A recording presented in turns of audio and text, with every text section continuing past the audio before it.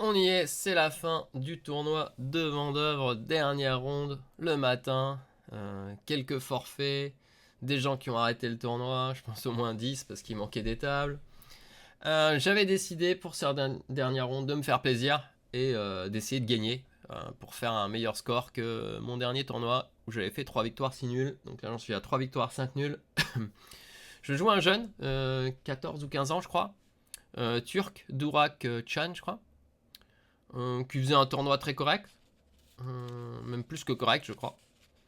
J'apprendrai pendant la partie, ou plus ou moins je m'en douterai pendant la partie, que la nulle lui suffisait pour la norme de MI, et il me le dira après la partie. Et on va voir ça tout de suite. J'ai préparé une heure, j'étais chaud, je voulais jouer, je voulais pas d'une partie sèche, donc on y va, D4.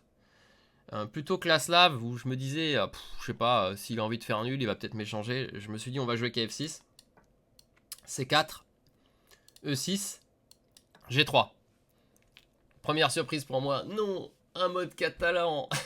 D'habitude, il jouait cavalier F3 et surtout cavalier C3, quoi. Et il me dira, pareil, après la partie, j'ai changé dernièrement. Maintenant, je joue la catalane, parce que je perdais trop en jouant KC3 ou cavalier F3. Bon, bah tant pis.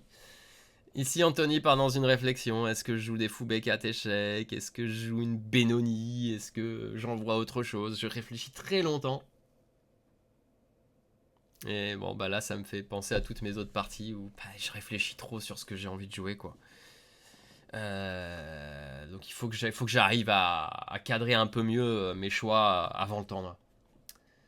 Je finis par jouer D5, Fou G2 et H6. Alors là, c'est assez amusant, mais la plupart des gens qui vont me voir jouer ça, qui m'ont vu jouer à Vendôme cette position, ils vont se dire, ouais, il prépare des lignes et tout. En fait, non, hein, j'ai juste vu que cette ligne se jouait beaucoup dernièrement, notamment sur internet, et puis de temps en temps des parties longues. Je crois que Étienne Bacro l'avait joué même au top 16 contre le joueur de mon équipe, Adrien Demuth, le grand maître de mon équipe là. Mon collègue d'équipe. Et Étienne avait gagné. Et je crois qu'il l'avait joué avec H6, qu'on peut jouer avec H6 ou sans H6. Et je sais pas, sur l'échiquier, je me suis dit, je vais jouer ça, même si je connais pas la théorie, c'est pas grave, je veux une partie où ça fight.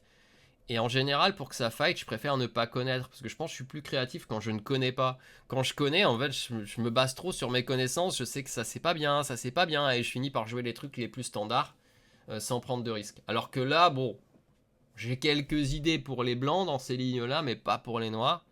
Et je suis en mode créatif dès le début de partie. Bon, seul truc, c'est bah, je me retrouve moins bien pendule tout de suite. Fou D6, donc ça c'est l'idée. Rock, Rock, Dame C2. Et ici, j'avais un doute si c'était B6 ou KSC6, mais il me semblait que c'était KSC6, donc ça, il faudra que je vérifie. J'ai jeté un oeil, mais je suis pas sûr. Il faudra que je regarde clairement.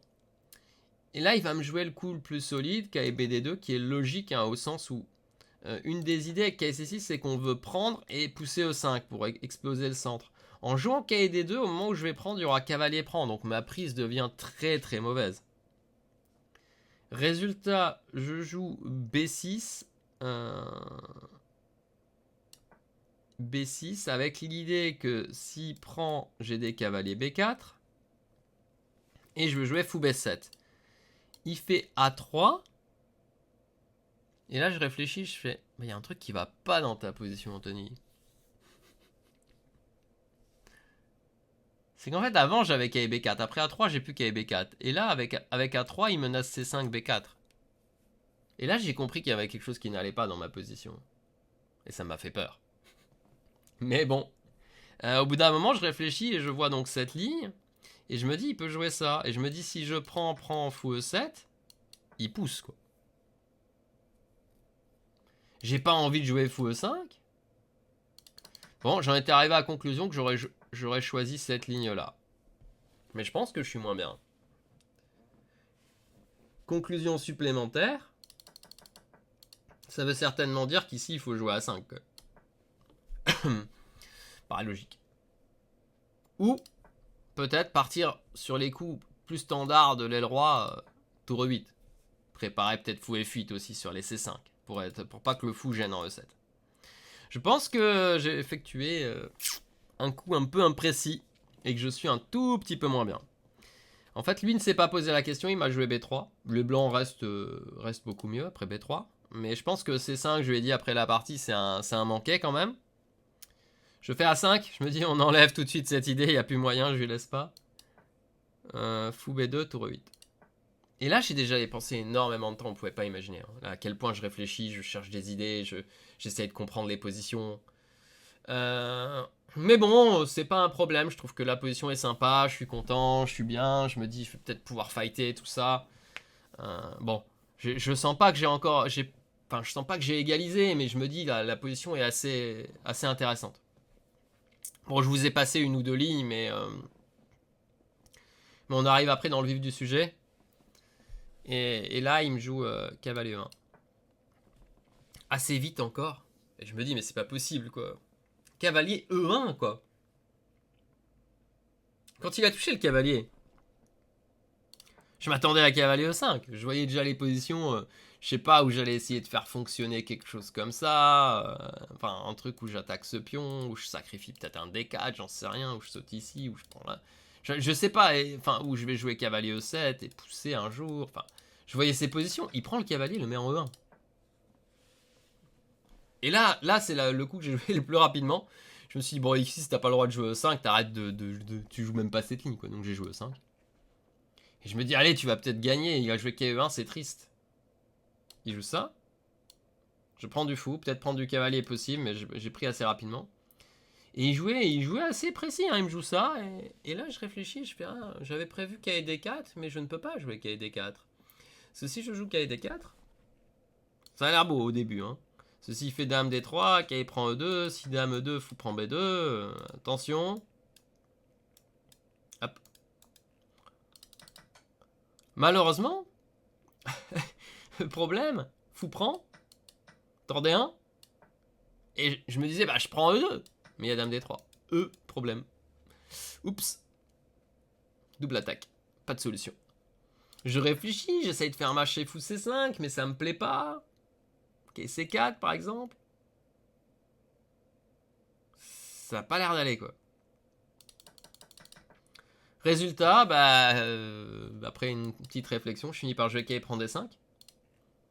Problème K prend D5, donc on est au 14e coup, j'ai déjà beaucoup réfléchi, il me fait K C4. Et je vois rien de particulier. J'espérais qu'il me joue un truc genre KF3 ou je sais pas quoi, et que j'arrive à lui placer quelque chose comme dame F6. Mais ça n'est pas arrivé. Ok, il joue KC4 qui est logique, hein. J'échange. Et là, j'ai pas de dame F6, c'est ça l'astuce. Après dame prend B2, j'ai pas de dame F6. Ici, j'étais pas sûr. Au début, je voulais faire KF6, mais j'avais peur de me retrouver cloué. Sur cette histoire. J'avais peur aussi que tour C1 menace K prend B6, fou C6. J'avais vu cette ligne et je pensais que c'était peut-être pas nul, mais je crois qu'après coup, c'est vraiment nul. J'avais vu cette ligne, j'ai un pion de moins. Et bah. Après, en même temps, je voulais pas faire nul de base, quoi. Donc, j'étais pas si content de voir ça. Mais c'était peut-être l'idée. Et j'ai fini par me décider à jouer KSC E7 en me disant là au moins, il n'y a pas de tour C1, quoi. Et après, je fais dame B8. Et je bouge le cavalier ensuite en F6 et ça va. Lui, il m'a dit qu'il pensait que c'était le meilleur coup, le seul coup. Bon, c'est pas le seul coup, mais c'était peut-être le meilleur. Dame B8. Là, je pensais qu'il allait faire cavalier D3, mais il a fait cavalier F3. Cavalier F6. Là, le souci, c'est que ma dame est loin du jeu. Et il va jouer un coup qui est très intéressant, tour D4. Vous allez dire, oui, mais c'est le coup logique, il double. Ok, c'est le coup logique, mais il y a quand même une idée.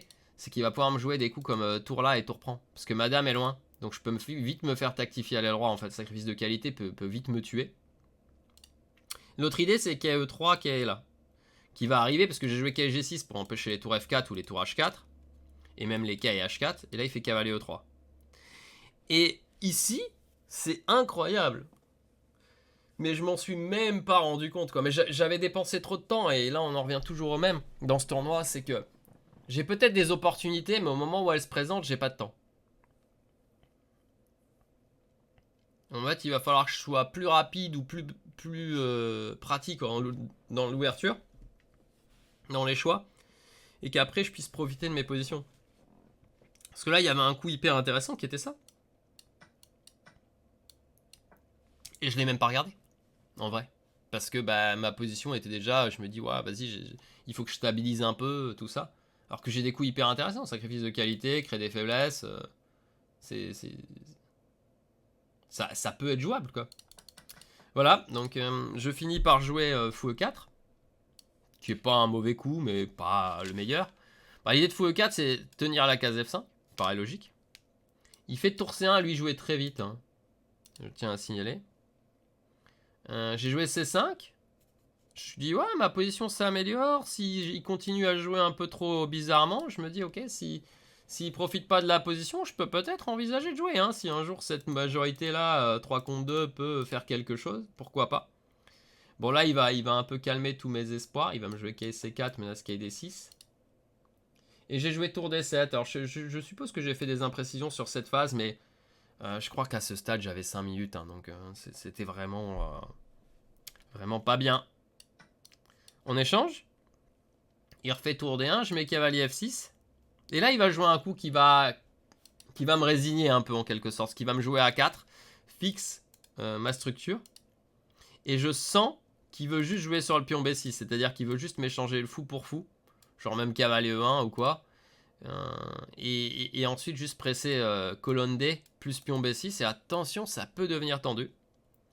Et j'ai finalement décidé de jouer un truc, je sais que c'est un peu moins bien, mais au moins j'échange les pièces. Là, je me suis un peu résigné à se dire, ok, de toute façon, t'as pas de temps, Anthony, t'as fait des bêtises, joue solide. Et ce qui est assez hallucinant, c'est qu'ici, il peut jouer genre fou G2, garder un petit avantage, tout ça. Et il s'est jeté immédiatement sur cette nulle. Échange et tour D8. Et je peux pas éviter, moi je suis obligé de jouer tour E8. Bon, s'il échange, je pense que c'est nul, hein, même si c'est un peu mieux pour les blancs. Et là, il fait ça. Je peux pas éviter, je suis obligé de jouer ça. Mais je vais pas jouer roi H7, quoi. Donc je répète. Et au 34e, tour D8, c'était nul. Voilà. Et nul, tour D8. D'ailleurs, ici, il ne met pas 3 fois la même position. Ah, la tour était en E5. Elle est pas mal, celle-là. C'est vrai. En fait, il a appelé l'arbitre pour la nulle. Ils ont dit nul, oui, mais en fait c'est parce qu'on est obligé de faire la répétition et d'appeler l'arbitre. Et c'est marrant parce qu'ils ont regardé tour D8, tour D8, tour D8, mais ils n'ont pas fait attention que la tour était en E5. Bon, ok, ça change rien. Hein. Mais en vrai, on devait encore jouer un coup. Bon, d'ailleurs, il y a ce débat sur les nuls dans ce tournoi, mais je pourrais en parler 2 minutes après. On va juste faire l'analyse directe. On finit sur une partie assez courte aussi, mais comme je dis, je l'ai dit plusieurs fois, j'essaie de faire un format qui dépasse pas les 20 minutes, parce que sinon ça fait long. Vous pouvez le dire d'ailleurs en commentaire aussi, hein, je l'ai pas dit dans les autres vidéos, mais en fait vous devrez... J'ai trop de choses qui fusent dans la tête si je commence à dire tout ce à quoi je pense. Les vidéos durent 50 minutes comme la dernière fois. Voilà, donc une nulle où je suis pas mécontent. Il y a eu une partie. Je suis un peu mécontent à nouveau de ma réflexion, mais voilà, ça a été comme ça tout le tournoi. Ça s'améliorera pas pendant le tournoi. On va regarder donc le petit bilan de partie. Une partie très propre, visiblement, hein, 95, 94, pas d'erreur, enfin... J'ai même fait un très bon coup, attention. Je sais pas lequel c'est, on va regarder juste lequel c'est. Faut prendre B2, super, un très bon coup. J'échange une pièce. Ah, c'est n'importe quoi, des fois. Allons voir le passage en revue, et après je pourrais parler juste de cette histoire... Cette histoire qu'il y a eu dans le tournoi, mais... Ok, donc là, faut pas regarder. Les blancs sont un peu mieux. Hein, on joue cette ligne. Peut-être B6 est plus précis ici. Je sais que les deux ont été joués que C6. Mais j'ai l'impression que les blancs sont mieux. A5, c'est le coup clairement que je dois jouer. Hein. B6, c'est une erreur. Je l'ai compris hein, dans la partie. Fait A3, je suis mais en fait, t'es bête. Si tu joues fou B7, il y a C5. Bon, C5, j'aurais été un peu moins bien. On est d'accord. On est d'accord. Donc, soit tour E8, soit A5, si vous voulez jouer cette ligne. En fait, juste pour expliquer, hein, le but c'est vraiment, on a stabilisé un pion en D5, la prise n'est pas... On veut faire en sorte que ce soit pas une menace, ce soit pas une menace, ce soit pas une menace, ce soit pas une menace, et on se développe juste en attendant, c'est un peu ça. L'idée principale étant DC et E5, mais ici avec un KD2 on peut pas. C'est un peu ça, on joue H6 pareil pour éviter tous les cavaliers G5, par exemple dans la position qu'on a jouée, si vous voulez. Dans toutes ces positions là, bon il y a du cavalier B4, hein, bien sûr, mais on peut aussi juste échanger tout ça et jouer fou B7 ou cavalier B4, mais il n'y a pas de cavalier G5, vous voyez. Toutes ces idées qu'il n'y ait pas des cavaliers G5 à un moment, c'est une des idées d'H6. Voilà, donc pour comprendre un peu le schéma. Hein. Et donc, grosse erreur de ma part, il le manque, je finis par jouer à 5, mais là je suis quand même un peu moins bien. Et je m'attendais tellement à ce qu'il me joue un coup comme ça, et je me demandais si ça c'était possible, peut-être une grosse erreur. Hein. Mais je me demandais si ça c'était possible pour la partie. Non, c'est pas possible visiblement. Je me posais la question, mais en fait, c'est juste pas possible. J'aurais dû trouver un très bon coup hein, dans cette position, je dois dire. Cavalier B8, invisiblement. Bon, cavalier E7, je pense que c'est tout à fait trouvable. Si on voit pourquoi ça, c'est pas bon. Ouais. Ouais, c'est un peu la même idée que je disais juste à l'instant, mais sans laisser cette prise en dessin, qu'on l'enlève d'abord. Non, je pense que c'est jouable. Mais KE5 est une grande question, et puis après, les autres coups, bien sûr, c'était la tour qui se place. Et E4, hein, évidemment, E4 est toujours une question ici. Pourquoi il n'a pas joué E4? Voilà. Ça, c'était aussi une possibilité. Les blancs sont un peu mieux, hein, clairement. Il fait cavalier là, et là, ça me permet de jouer E5, et je pense que je m'en sors plus ou moins. Alors, peut-être qu'il prend E5. Je lui ai demandé, il m'a dit non, qu'il prend E5, c'est pas terrible. Bah, moi, j'ai joué fou E5 parce que je voulais pas lui laisser ce fou. Mais peut-être qu'il prend E5, c'est plus tendu et c'est plus correct. Hein. Ça demandera à être étudié, mais peut-être que ça, c'est plus jouable. Peut-être que j'ai été juste stupide, en fait. Mais lui, il pensait pareil, hein, que fou E5 était le coup après la partie. Moi, j'avais un grand doute, mais au début, je croyais que j'avais ce cavalier D4. Et en fait, quand j'ai vu que j'avais pas ce cavalier D4, on peut d'ailleurs le vérifier, hein, parce que ça, je l'ai pas du tout vérifié. C'était la dernière ronde, donc je sais pas. Fou C5. Ah, c'est pas KSC4, c'est E4. Ok, KSC4, il y a quoi? Dame E7, ok. Donc c'était peut-être jouable quand même, mais bon, pas évident. Hein. Que je regarde.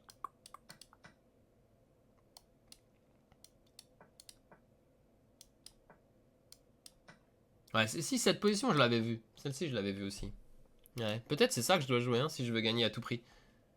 Peut-être là que j'insiste pas assez, mais pareil, j'ai trop réfléchi. Je suis pas bien ce que j'ai fait, quoi. Ouais, peut-être je dois y aller. Et on va finalement ici. KSC4, c'est le seul coup pénible, on est d'accord. Tac, tac. Et là, oui, il y a l'histoire de cavalier F6, tour C1, comme je disais. Oui, et ce que j'avais vu après la partie aussi, c'est qu'il y a ça. Ça, c'est aussi un coup pour mettre un peu embrouiller un peu l'adversaire. Mais c'est la même chose, faut pas réfléchir aussi longtemps. Trop de réflexion. Résultat, on arrive dans celle-ci où j'ai à peu près égalisé. Donc il y a des B5 aussi, mais pareil, si on n'a pas de temps, c'est un peu compliqué. Il y a toujours B5, B5, B5, il va dire l'ordinateur, je crois qu'il y a égal. Voilà, et là, il y a des coups comme ça qui sont peut-être possibles, hein, si je veux embrouiller. Ah, c'est peut-être C5 d'abord. Bon, ok, mais ça, si je veux embrouiller, c'est peut-être des idées, quoi. Sacrifice de qualité, il y a des pions faibles, ces pions-là aussi sont pas terribles. Bon, c'était juste pour montrer une idée. C'est peut-être plus dans ces eaux-là que c'est peut-être mieux ou... Ouais, ok, c'est un peu équivalent. Mais ou bien ça, quoi, je dois jouer, quoi. Ça. Je sais pas pourquoi je joue pas ça, quoi. C'est incroyable, hein, de pas jouer des choses un peu plus actives.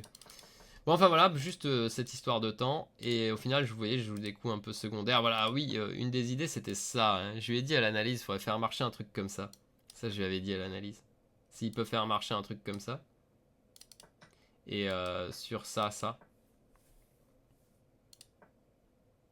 Bon, après, vous allez savoir hein, pourquoi il a pris aucun risque, mon adversaire. Je l'ai déjà un peu dit, mais voilà. Bon, là, il n'y a pas grand-chose à dire. Ok, tour D7. Bon, j'avais plus beaucoup de temps, je faisais des petites erreurs, c'est sûr.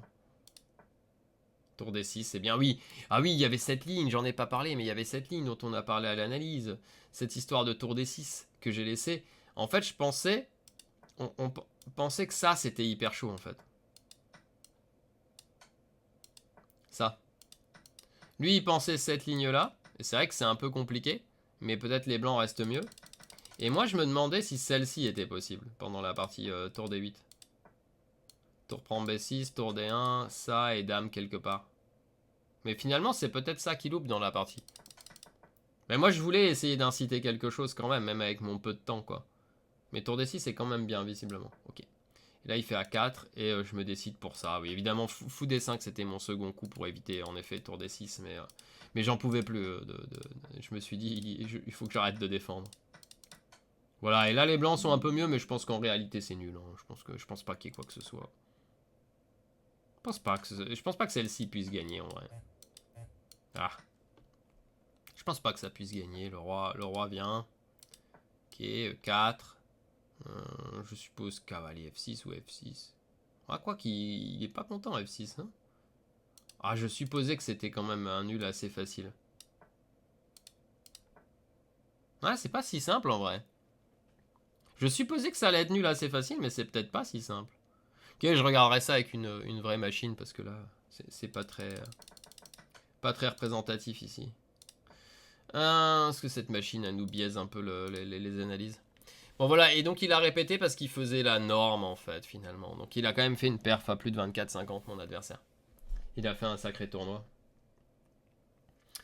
Voilà, donc ça clôt notre tournoi de Vendeuvre sur le même résultat qu'au Cap d'Agde, qui est de 3 victoires et 6 nuls, avec des parties moins bonnes que celles qu'au Cap d'Agde, même si au Cap d'Agde j'en ai fait des mauvaises, que j'étais pas très bien, pas en forme du tout, dû à la maladie, mais ouais, on reste sur 3 Open, 2 analysés, où je fais 8 victoires et 19 nuls, quoi. Ma reprise des Open, quoi. Donc je perds pas, certes c'est bien. Mais il manque, en gros, sur 27 parties, il faudrait que j'en gagne normalement plutôt la moitié, quoi. 13, quoi. Et c'est ça qui me coûte des points Elo. Donc pour le moment, sur le challenge là, de remonter mon Elo à mon max, qui était 25-20, je crois, ben on est maintenant on doit être, je pense, à au moins 55 points, quoi. On rattrape l'Elo de Pierre. Pierre, je crois que je vais passer sous Pierre si je continue à jouer des Open. Il va me narguer, quoi. Non, mais je vais essayer de remonter là. Là, j'ai juste. Bon. J'en gagne pas assez, quoi. On va essayer de se battre. En attendant, oui, il y a l'histoire des nuls. Là, oui, nous. Qu'est-ce que je voulais dire? J'ai même oublié ce que je voulais dire. Mais l'histoire des nuls, ouais, c'est un peu. C'est un peu particulier, mais en fait, ils disent qu'on n'a pas le droit de faire nul par consentement mutuel. Et il y a quand même eu une partie dans le tournoi où les joueurs ont joué 40 coups en genre 10 minutes, même pas. Ils avaient plus d'1h40 tous les deux. Et est-ce qu'on doit leur donner double 0, quoi? C'est la question, quoi. Un peu comme Nepo et Dubov, championnat du monde, là. C'était rapide ou Blitz, je sais plus. Blitz, je crois. La question se pose parce que nul en proposant ou nul en jouant tout à tempo et en faisant nul tout de suite. Ben, en fait, c'est la question, est-ce que c'est la recherche du combat ou... En fait, c'est la question, est-ce que c'est la recherche du combat ou juste une partie qui est jouée? Parce que si vous avez des préparations, vous savez bien qu'il y a des préparations qui vont jusqu'à des nuls, quoi. Donc est-ce qu'on doit punir le fait que les gens ne recherchent pas le combat? Ou est-ce qu'on doit punir simplement... simplement les nuls, quoi? C'est pas la même chose, quoi. Ouais. Bon, enfin voilà, c'est une source de réflexion. Je crois que je l'ai un peu mal exprimé. Je vais essayer de le réexprimer correctement. Oui, est-ce qu'on doit punir simplement, oui, le fait que les gens cherchent pas le combat? Parce qu'en fait, il y a quand même une petite différence. Et c'est pas si évident à exprimer, mais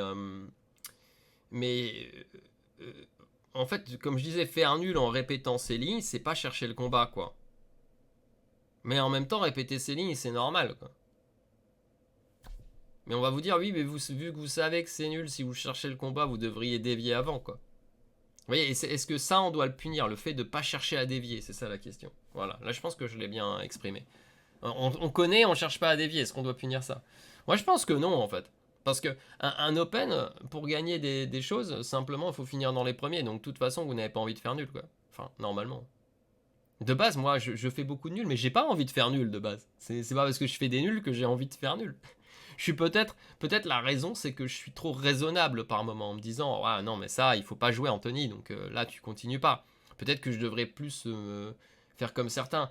Et je crois que je l'avais dit dans une autre vidéo, mais je suis pas sûr. Je suis pas sûr, donc je vais quand même le dire. À un moment, j'étais assis à côté d'un grand maître indien à 2540 qui jouait avec les noirs contre un joueur français assez connu, hein, parce que bon, enfin c'est un 2002, mais je pense que tout le monde le connaît, Jérémy Devalet, je crois. Je crois, je sais.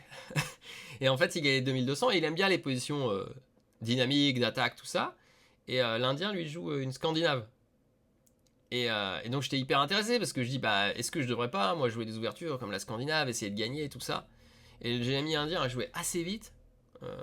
Et en fait, j'étais vraiment curieux. Est-ce qu'il va gagner avec une Scandinave contre un joueur qui aime bien jouer les positions comme ça, etc. Bon, en fait, le GMI indien s'est fait exploser. Après, a priori, à un moment, il a loupé et c'était pas si clair, mais quand même, dans la globalité, il s'est juste fait exploser. Donc, quand ils nous disent faites pas nul, ouais, mais alors du coup, faut aller jouer des lignes qui perdent, quoi. et perdre, quoi, volontairement, quoi. C'est ça qu'on nous demande. Ben voilà, c'est un sujet que vous pouvez débattre entre vous dans les commentaires, tout ça, mais à quel point faut-il interdire les nuls et faut-il interdire le refus du combat ou juste les nuls basiques ou. Enfin, voilà. Ou juste la proposition, comme j'allais dire. Voilà, bon bah c'est tout pour ce tournoi d'Open de Vendeuvre. Juste pour bilan, je pense que je perds une dizaine de points. Je crois que ça doit être ça. Un classique, hein, je devais faire 7 et j'ai fait 6 contre les adversaires que j'ai eus. Bien sûr, la première ronde m'a un peu mis dedans directement, hein, de faire nul, 2100 et quelques tout de suite. Bon, pas mécontent en tout cas, je n'ai pas perdu de partie, j'ai joué un peu plus agressif, juste trop lent. Trop lent et j'ai pas pu saisir toutes les occasions. Mais d'ailleurs, ça c'est une réflexion que je me suis faite, je vais finir par ça.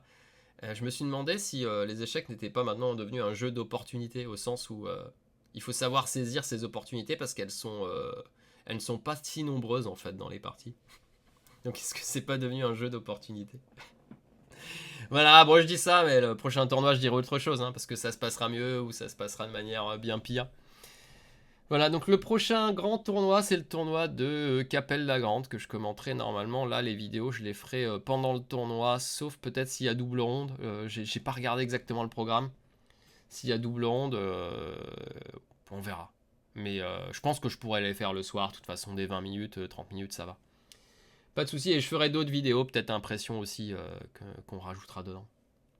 Allez, j'ai dépassé le créneau des 25 minutes. Je suis désolé. En tout cas, j'espère que ça vous a plu, tout ce tournoi et puis cette partie.